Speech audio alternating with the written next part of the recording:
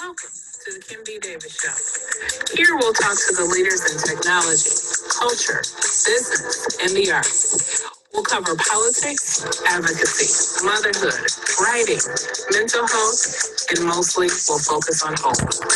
Join Kim B. Davis, author, playwright, radio personality, event consultant, professional speaker on the Kim B. Davis Show. Okay. Good evening and welcome to the Kim B. Davis Show. I'm your host, Kim B. Davis, and this evening I have Toya Sanders. She is a creative entrepreneur, podcast host, and suicide awareness advocate. Good evening, Toya. How are you? Good evening, Kimberly. Thank you so much for having me. This is such an honor. Thank you for coming on the show. It's an honor for me because you are talking about love. And we're going to talk about love because 2020 has been a year I don't think anyone could have predicted. We've had COVID. We've had the murders of George Floyd, Ahmaud Arbery, Breonna Taylor. 164,000 people have lost their lives to police violence. 200,000 plus people have lost their lives to COVID.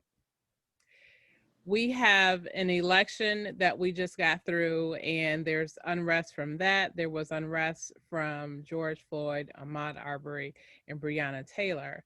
And a lot of people would say, you know, this year, what I see lacking is love. Tell us, are we in need of love, Toya? And if so, why is that important? Love, yes, we are definitely in need of love. There is a serious deficit of love in our society today. And love is the oxygen of the soul. Love is the one thing that makes all things beautiful. And I live my life, my mission every morning when I wake up is to sprinkle a little love everywhere I go, because that's what we need more of. That's the one thing that's going to keep us alive. I love your phrase, how you phrased it. Love is the oxygen of the soul. And I've had the pleasure of being in the room with you and working with you on the Michael Van Tool Show and Community Highlights with Missionary Hattie Humphrey. And I will say from the very first day that I met you, you were definitely what we call the love ambassador. You were kind and caring, making sure that everybody had what they needed, making sure everyone was okay. And I just admire that about you. But talk to us about why love is so important to you. Well, here's the thing, Kimberly. People look at me and they think I have this wonderful, beautiful life, but life wasn't always this way for me. And it's not beautiful now, but I make it that way because it's an intention. When I was a little girl, I grew up in a household where my mom loved me and she provided for me. But my mom was very rigid and unyielding. She was extremely strict. Her punishments were harsh. And I wasn't nurtured and loved as a child from my mother.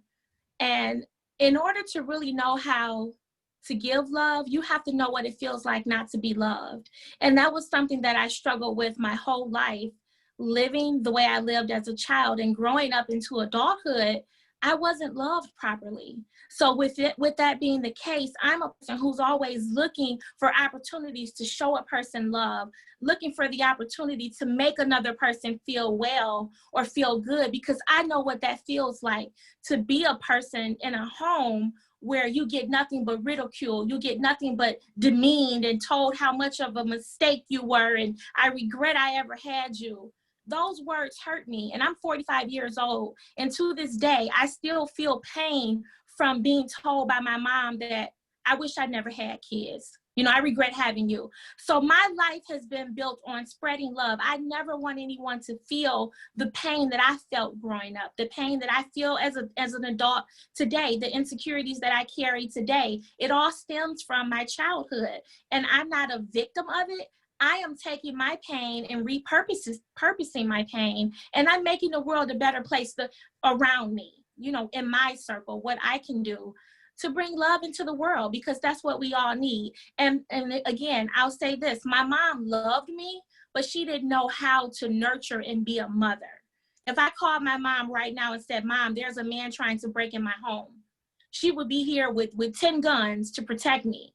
So it was just maybe her childhood or something inside of her. She didn't know how to love me the way I needed to be loved. So I'll never get the opportunity to have that with her. So my justice to myself is to go out into the world every single day and make sure that I meet people with love. And that's what helps feed my soul.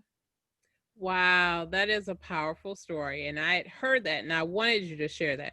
So I have a question for you. Were you ever able to ask your mom why she didn't love you the way that you needed to be loved? We've had several conversations about that, yes. And my mom doesn't feel that she's done anything wrong. So she's not the affectionate, lovey-dovey type of person that I needed her to be. And I'm that way. I need that. Mm-hmm. Mm-hmm. So she doesn't really acknowledge my pain. She doesn't acknowledge that she did anything wrong. She feels that she provided for me and gave me the best life. So that's her story and that's how she feels. But I was the recipient of her anger, of her regret. You know, when I would walk into a room, it was like, what do you want? What is it now? Instead of greeting me with love. So what it has taught me is how to be the mother to my daughter that my mom never was for me. I don't want to be that way with my own child. So I've learned a lot from that experience. Let me congratulate you because you've done something extremely important. You've broken a generational curse because you could have done the same thing to your daughter that your mother did to you. So kudos to that. Kudos to you taking your pain and repurposing it and using it to bring joy to others. And trust me, we see it. I want to pivot a little bit because you have this passion towards suicide awareness. You started a podcast around it. Can you tell us a little bit about what the podcast is and why you are so passionate about suicide awareness? Sure. My podcast is called Speaking of Love. My father, Herman McAlpin Jr., was a radio TV broadcast engineer here in the city of Detroit. And years ago, he had a radio show called Speaking of Sports. And my father committed suicide on March 2nd of this year. He was actually involved in a murder-suicide. He killed his wife moments before taking his own life. And his death left me devastated. Completely devastated. My father was an amazing person. And I'm still distraught behind it. It's only been about 8 months. So I created the podcast to raise awareness for suicide prevention, to help people who have challenges in mental illness. I want to help people because, again, it all goes back to love.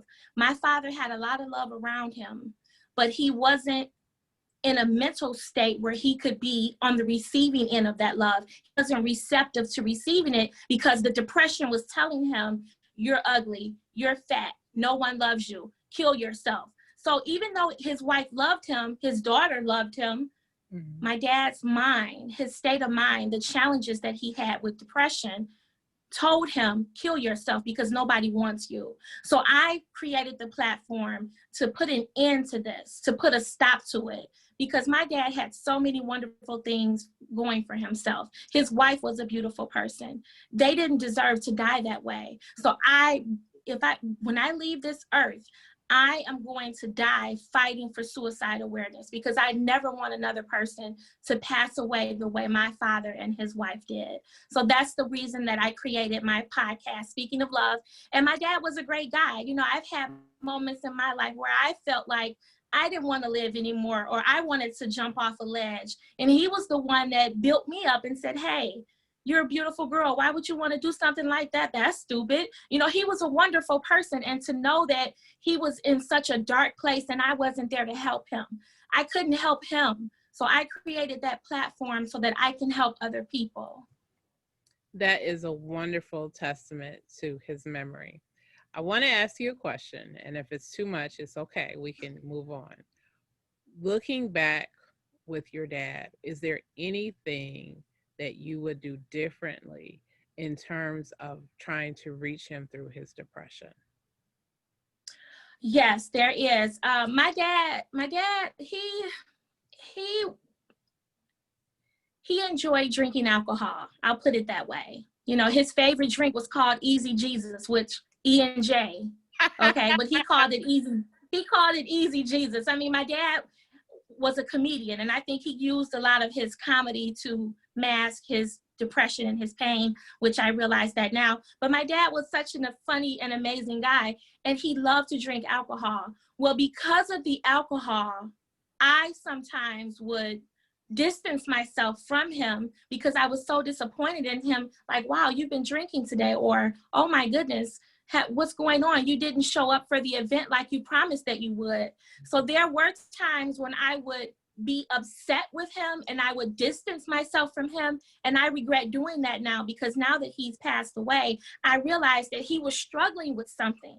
He was struggling with all these demons, all these challenges, mental health challenges, using alcohol to numb the pain. So I wish and I regret that I didn't look at him as a man who needed help. I looked at him as someone where I wish he would get himself together. You know, I just wish he would do this. And I wish I would have had a little more compassion for him, but I didn't know that it was to the magnitude that it was. So if I could change anything, I would say that I wish I could have been a little more compassionate towards him. Now, I spoiled him. He was my dad, and I did a lot of favors for him, but it came to a point where I felt like, nope, I'm going to say no to him today. I'm not doing it. And so I have my regrets about that. Understandably, but I think asking that question brought out something important. People that struggle with depression and anxiety, as you said it, wanting other people, their friends, their family, or whoever their loved ones are, wanting them to get their life together. And it's not that they don't need to get their life together, but a lot of it is what's going on in their head. And part of it could be unhealed trauma, which is interesting listening to you as a child and how you adapted to that pain and took that pain now and have repurposed it.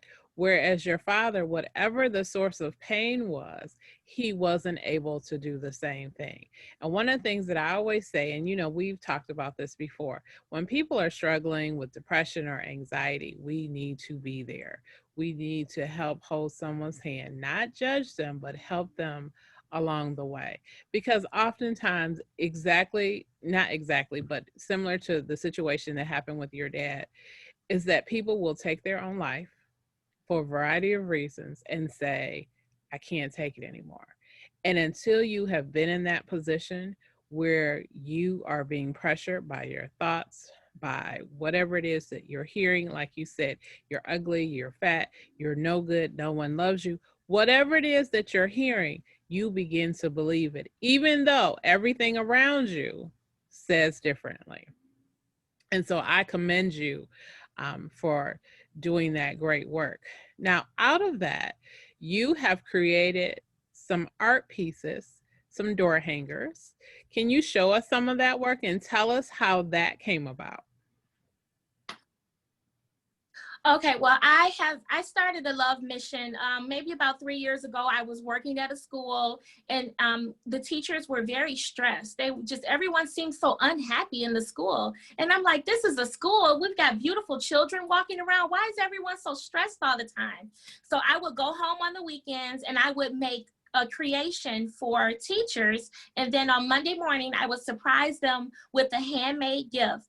And it just circulated throughout the school. So by the end of the school year, every teacher in that school had a handmade item hanging in their classroom from me. So it was like Mrs. Sanders' perpetual love mission. And I did it as a way to show teachers that I love them and that they were appreciated. And so people would tell me, you're really artistic. You should start selling your door hangers. You should make money. And I thought, oh, I don't know if I should do that. I just go home on the weekends. It's a hobby. And so now I've turned my hobby into a money-making business. So I'll show you some of my items. Okay, great. So I make one-of-a-kind door hangers from Revolution plywood. And this is Yeah, this is Barack Obama. And I make this 100% from scratch. I use a jigsaw, I use a sander. I go to Lowe's Home Improvement and I have this big slab of wood and they have to shave it down just so it can fit in my car. But this is one of my recent door hangers here. And then I have a stiletto heel. This is made with love. I have this beautiful young lady here. And I made this one too. And then in addition to my wooden door hangers, I also do canvas paintings. Now this is glass art here. Wow. This lady is wearing a pair of sandals and I have embedded real pieces of shattered glass inside. So this piece is another art piece that I've made. And then one last piece I have is, this is my signature hot fudge sundae. It's 0 calories, so we don't have to worry about that. So yeah, these are just some of the items that I create and some of the items that I make. But I want to say that each item that I just showed you, it represents a pill that I should have taken to help me get through my sad days after my father passed away. So these items here, this is what has kept me grounded. This is what has kept me vibrant and kept me alive. These here are my therapy pieces. So that's what I do. Awesome. So art is therapy for you. You also make earrings. You know, you got to talk about that. Come on, Latoya. Oh, you're lucky I have a pair here. I make these. These are fox leather teardrop earrings, and I have a Cricut machine. So I get like a big piece of this leather here. It just looks like a square, and then I carve out the image, and then I make earrings with it. So this is a pair of buffalo plaid earrings that I'm going to be putting together with a holiday gift basket that I'll be selling on my website. Excellent, excellent. Latoya, you are doing some amazing things. If someone is struggling with depression and anxiety and they ask you, what should I do? What would your response to them be? Well, my first response would be to tell them the thoughts that you have in your mind and what you're being told by your subconscious mind is not true. That's the first thing I would let them know. And the second thing is I would want to talk to them to find out, how did we arrive to this place today? Because no one just wakes up in the morning and feels depressed. There's something that has caused that. And then I would work my way down from there to figure out how we can problem solve. I would reassure that person that today is just one day. You don't know what's going to happen tomorrow. So let's stay awake, because every morning that we wake up, there's a rebirth. When we wake up in the morning and we open our eyes and we stretch, we are rebirthing a new day. So I would encourage them to just stay awake for the rebirth, because you don't know what tomorrow is going to be like. And if you die today, if you kill yourself today, I don't like to sugarcoat this. I'm not going to say, oh, if you take your own life. No, if you kill yourself today, you don't know what could have been waiting around for you tomorrow for the rebirth. If my dad had stayed alive just one more day, who knows what would have happened that Tuesday? He died on a Monday. Tuesday probably would have been a better day.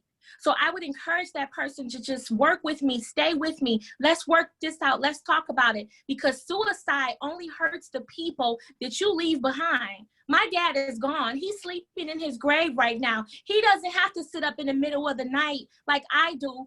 And I envision him the last moments of his life with the gun to his head, pulling the trigger. I'm suffering because of a decision that he made. So I would let that person know, you don't have to make that decision, because you're not going to feel the pain. You have people in your life that love you. Yes, so your depression or whatever your mental challenges are may be telling you that no one loves you or that you're unlovable, but you are loved, and I love you, and I would reassure that person. And then also I would give them the number for the suicide awareness hotline is 1-800-273-TALK. 1-800-273-TALK. They have trained professionals that will talk to you. They will help you. If you're too embarrassed to talk from your mouth, you can text them. You can text them and tell them how you feel. We can work it out. Never think that suicide is the answer, because it's not. It's only going to damage the people that are around you and the people that love you.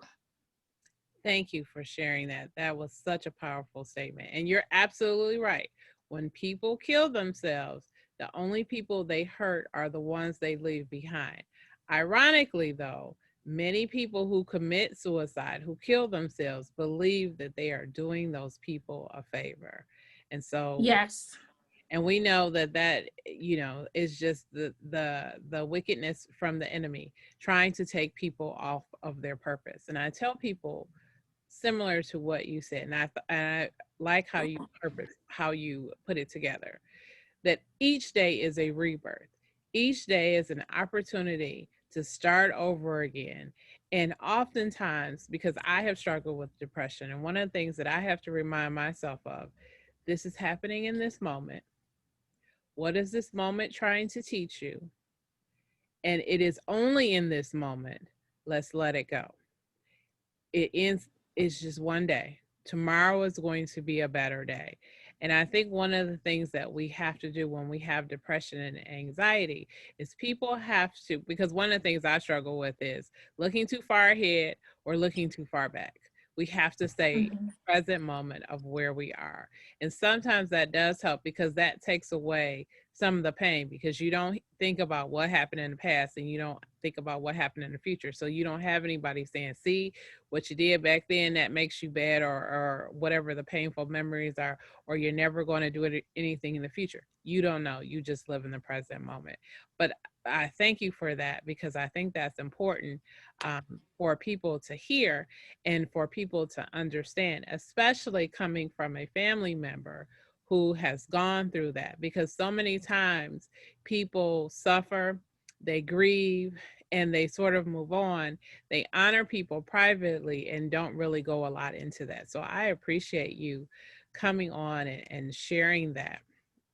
Thank you, LaToya. And Kimberly, I just want to say that it's extra complicated for me, because I also have to live with the guilt and the shame that my father didn't only take his life, he killed someone that really loved him, his wife. They were only married for 9 months. So he took her life first, and then he took his own life. So it's not easy for me to go before a public audience on the platform and talk about that, because my father didn't just kill himself.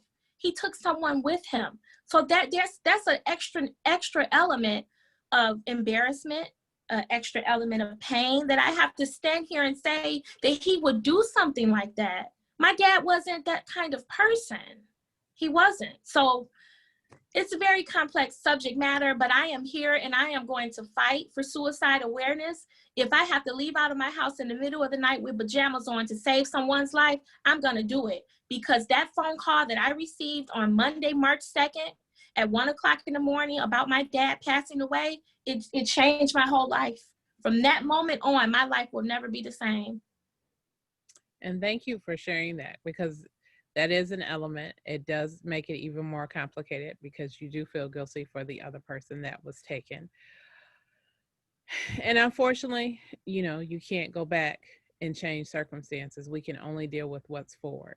And so again, thank you for sharing your thoughts, your frustrations, your feelings, your anger, all of those things. And then letting people know that you are not allowing this to keep you down, that you are trying to fight, and that you will fight for others. So I appreciate that. Yes, definitely. With love. With love. Okay, so we covered the door hangers. We covered your podcast. You also do events where you take your artwork to. Do you have any? I know because of COVID, nothing is really happening, but are you doing anything online? Do you have anything coming up? I don't have any events coming up. I sit on the board of directors for the Down Syndrome Guild of Southeast Michigan. So whenever they have events for the children with Down syndrome, I'll set up a booth and I'll sell my door hangers, and then I donate the money to charity. However, with COVID-19, I haven't been able to do that. But what I am going to be doing is I'm going to be having a Facebook Live sale, and I'm going to be selling some of my door hangers live. And then also I'm starting a monthly subscription club where every month you'll get a door hanger delivered to your front door. All you have to do is open up the box, and you can hang it on your front door, hang it in your office, and it'll coincide with the season or whatever holiday is coming forward. And it's just an easy way for people to decorate their home without having to do all the work.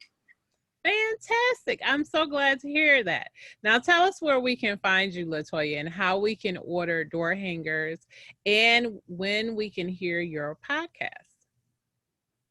Okay, so my podcast airs every Saturday at 12 o'clock noon, and you can find it on YouTube, Spotify, SoundCloud. The name of my podcast is called Speaking of Love. Speaking of Love is my podcast, and it's definitely here on Facebook. And then also my website is beautifultoy.net, beautifultoy.net. And of course, you can find me on Facebook under Toya Sanders. Thank you, LaToya, for being on the Kim B. Davis Show and giving us some very important information on suicide awareness and prevention, for sharing your artwork, and especially for telling us that love is the oxygen of the soul. You know, I'm going to post that tonight with your name. You know what? You know, when my time on earth is complete, I want my epitaph to read, "Here lies LaToya. Spreading love was her oxygen." I love it. I love it. You have to put that on something. You have to put okay. That is beautiful. Spreading love. Yes. Yes. Spreading love was her oxygen. That's yes. What we all should be doing. Amazing, amazing, amazing. Thank you, LaToya. I appreciate you coming on. I hope you will come back on again so we can continue this conversation, because it is an important conversation. We're entering the holidays where a lot of people have increases of anxiety and depression, which can lead to suicide. And now that we are back in a shutdown, COVID depression is a new diagnosis, and it's all related to the pandemic and shutdowns. And so we definitely have to keep this conversation going. So I hope you will join us again. Yes, I will, Kimberly. Thank you so much for having me. It's been an honor, and I bow to your excellence. Thank you for doing what you do. Thank you, my fellow queen. I bow to your excellence, because you are the queen of love. You absolutely are. You have a beautiful spirit and a beautiful heart. There were times where I might be stressed out about something, not feeling confident, or any of those things. And we would be in the radio station, and you would say, "Kim, how are you today? You look really pretty today." And it would just be the way that you would say, and I'd go, "Okay, I need to get out of whatever I was thinking or whatever I was feeling. Like, that's not what it is." Or, "Oh, Kim, I love the topic that you covered today." So I just want to continue to encourage you to continue to do the work that you should be doing. Everyone has a purpose. And I'll be very honest, a lot of times when we find out what our purpose is, it may not come to us packaged the way that we would like it to. Sometimes it comes with hurt and pain. But through that hurt and pain, you repurpose it, as you said, and you work to spread love. Say it again, spreading love. Here lies LaToya. Spreading love was her oxygen. That's right. You were spreading love, which was your oxygen. Yes. So thank you. And I want to leave you with the scripture from 1 Corinthians chapter 14, verse 16. It says, "Let all that you do be done in love." Amen. Amen. Absolutely. Amen. Absolutely. Thank you, LaToya, for coming on. Thank you, everyone. You have tuned into the Kim B. Davis Show. I hope you will join us on our next episode. And as always, remember, be magnificent.